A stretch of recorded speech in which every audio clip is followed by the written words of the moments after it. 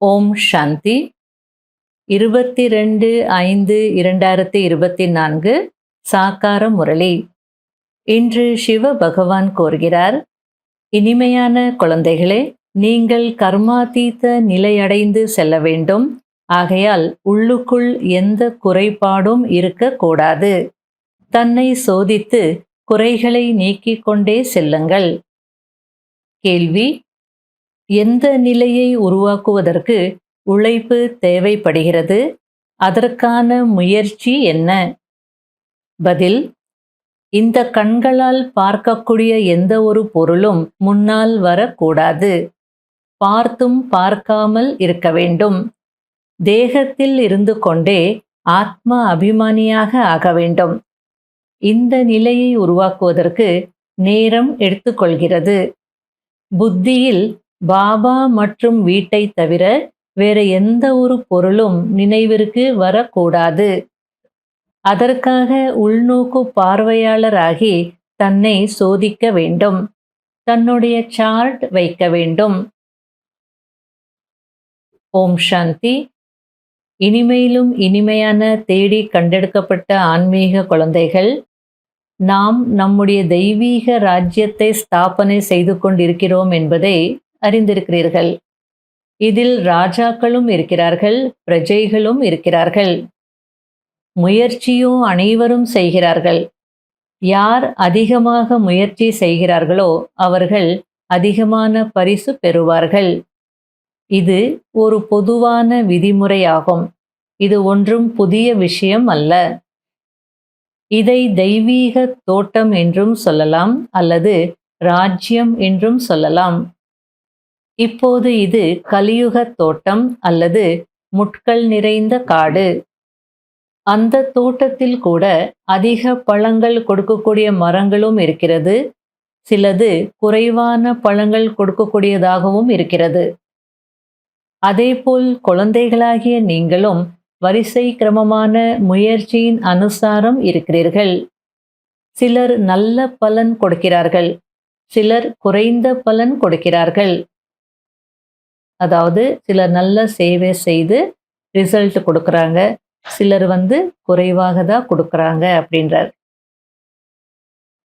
போன கல்பத்தை போலவே இந்த தெய்வீக மரத்தின் ஸ்தாபனை நடந்து கொண்டிருக்கிறது. அதாவது பூந்தோட்டத்தின் ஸ்தாபனை நடந்து கொண்டிருக்கிறது. பாபா அமர்ந்து ஒவ்வொரு குழந்தையையும் பார்க்கிறார். அதாவது தோட்டத்துக்கு சொந்தக்காரர் அந்த தோட்டத்தை பார்க்கும் போது ஒவ்வொரு செடியையும் ஒவ்வொரு பூவையும் பார்ப்பார் இல்லையா? அதே போல இந்த தோட்டத்துக்கு சொந்தக்காரர் யாரு? சிவ் பாபா. பாபா அமர்ந்து ஒவ்வொரு குழந்தையையும் பார்க்கிறார். இவர்களிடம் என்னென்ன குணங்கள் மற்றும் அவகுணங்கள் இருக்கிறது என்று பார்க்கிறார். குழந்தைகள், தாங்களே அறிந்திருக்கிறீர்கள். குழந்தைகளே, உங்களுடைய குறைபாடுகளை நீங்களே எழுதி எடுத்து வாருங்கள் என்று பாபா சொன்னார் என்றால் உடனே எழுத முடியும். நாம் நமக்குள் என்னென்ன குறைகளை உணர்ந்திருக்கிறோம்? ஏதாவது ஒரு குறை நிச்சயமாக இருக்கும். யாரும் இன்னும் சம்பூர்ணமாகவில்லை, ஆனால் நிச்சயமாக ஆக வேண்டும். ஒவ்வொரு கல்பமும் ஆகியிருக்கிறோம். இதில் எந்த ஒரு சந்தேகமும் இல்லை. ஆனால் இச்சமயத்தில் குறை இருக்கிறது. அதை சொல்வதினால் பாபா அதை பற்றி சொல்லி புரிய வைப்பார். அதாவது தோட்டத்தினுடைய சொந்தக்காரர் எப்படி தோட்டத்தை பார்க்கும் போது ஒவ்வொரு பூவையும் பார்ப்பார். அதுபோல பாபா கூட ஒவ்வொரு குழந்தையும் பார்த்து என்ன குணங்கள் இருக்கு, என்ன அவகுணங்கள் இருக்கு அப்படின்றது பார்ப்பார். நமக்குள்ள என்ன குணம் இருக்குன்னு நமக்கே தெரியும். அதை நாம கூட புரிஞ்சுக்க முடியும். ஏதாவது கண்டிப்பா ஒரு குறையாவது இருக்கும். அதை நம்ம பாபா கிட்ட சொல்லிட்டோம்னா அதை பற்றி நான் சொல்லி புரிய வைப்பேன் அப்படின்றார். பாபா கூறுகிறார், உங்களுடைய ஆன்மீக நிலை எந்த அளவிற்கு உறுதியாக ஆக வேண்டும் என்றால், ஷரீரத்தை விடும்போது கடைசியில் எந்த ஒரு நினைவும் வரக்கூடாது. உற்றார் உறவினர் அனைவரையும் மறக்க வேண்டும். ஒரு பாபாவுடன் மட்டுமே சம்பந்தம் வைக்க வேண்டும். இப்பொழுது நீங்கள் வைரமாகிக் கொண்டிருக்கிறீர்கள். இது வைரக்கடை. நீங்கள் ஒவ்வொருவரும் வைர வியாபாரிகளாக இருக்கிறீர்கள்.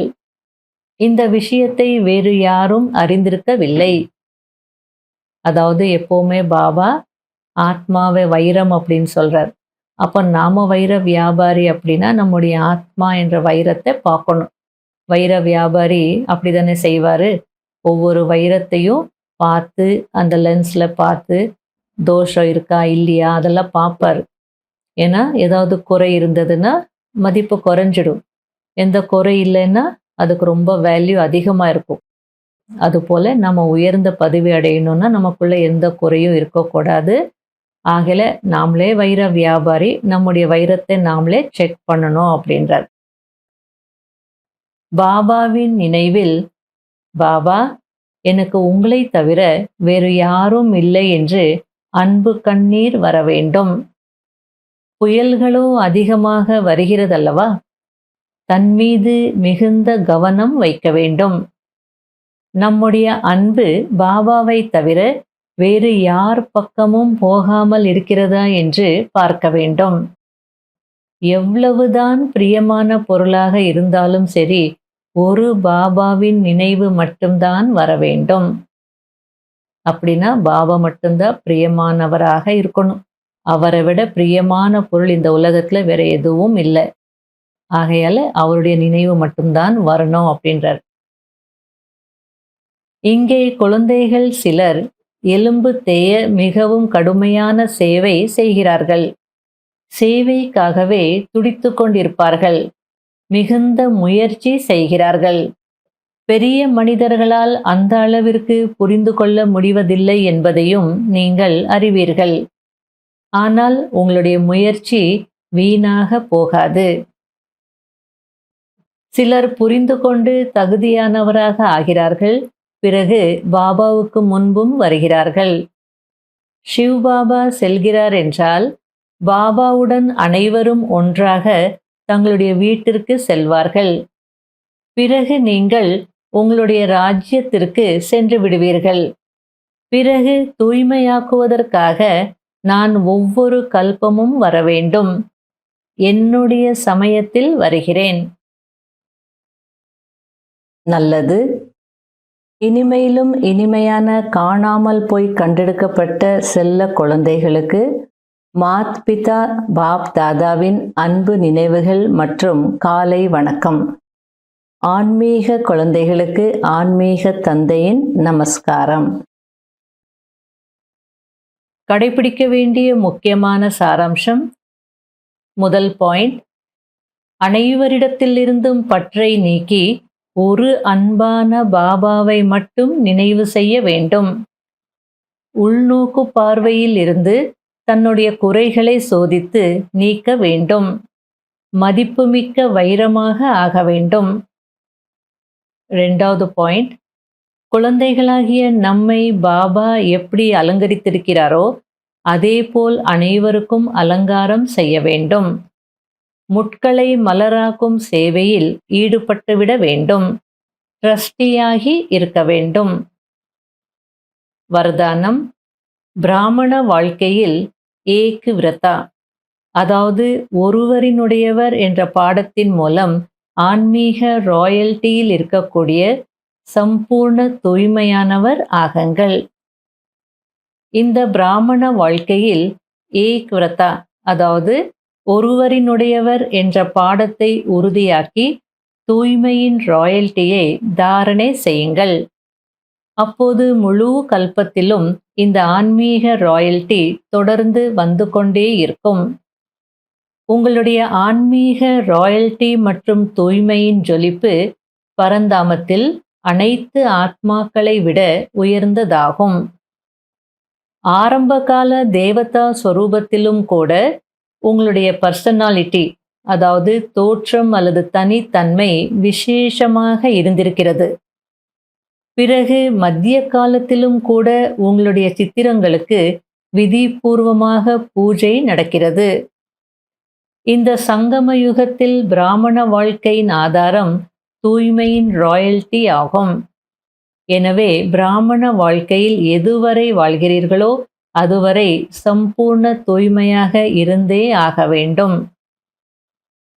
ஸ்லோகன்: நீங்கள் பொறுமையின் தேவர்களாக அல்லது தேவிகளாக ஆகுங்கள். அப்போது நிந்தனை செய்பவர்களும் கூட உங்களை தழுவிக் கொள்வார்கள். இன்றைய அவ்வியக்த சமிகை: உயர்ந்த ஆத்மாக்களாகிய உங்களுடைய சங்கல்பத்தில் அனைவருடைய நன்மைக்கான, உயர்ந்த மாற்றத்திற்கான, வசமாகியிருக்கும் ஆத்மாக்களை சுதந்திரமாக்குவதற்கான உள்ளத்தின் ஆசீர்வாதங்கள் மற்றும் குஷியின் வாழ்த்துக்கள் சதா இயல்பான ரூபத்தில் தெரிய வேண்டும். ஏனென்றால் நீங்கள் அனைவரும் வள்ளல், அதாவது தேவதைகள், கொடுக்கக்கூடியவர்கள். ஓம் சாந்தி.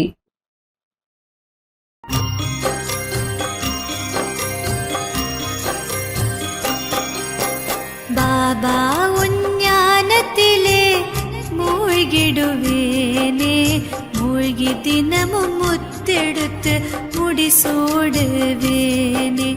பாபா உஞ்ஞானத்திலே மூழ்கிடுவேனே, மூழ்கி தினமும் முத்தெடுத்து முடிசூடுவேனே. நரகமாமே உலகை சொர்க்கமாய் மாற்ற, சொர்க்கத்தில் நான் சென்று உலகத்தை ஆள. பாபா உன் சொல்படியே நாளும் நான் நடந்தே, எதிர்கால உலகத்திலே எஜமானனாவேன். பாபா உன் ஞானத்திலே மூழ்கிடுவேனே, மூழ்கி தினமும் முத்தெடுத்து முடிசூடுவேனே.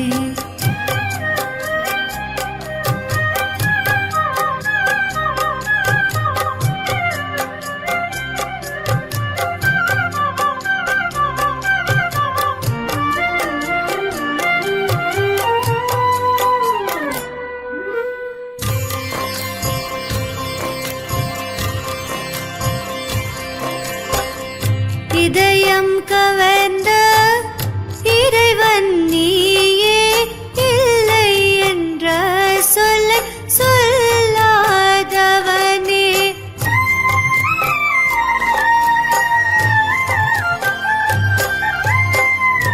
இதயம் கவர்ந்த இறைவன் நீயே, இல்லை என்ற சொல்லை சொல்லாதவனே. முள்ளையெல்லாம் மலர்களாய் மாற்ற வந்த தோட்டக்காரன் நீ மட்டும்தானே. பாபா உன் ஞானத்திலே மூழ்கிடுவேனே, மூழ்கி தினமும் முத்தெடுத்து முடிசூடுவேனே. பாபா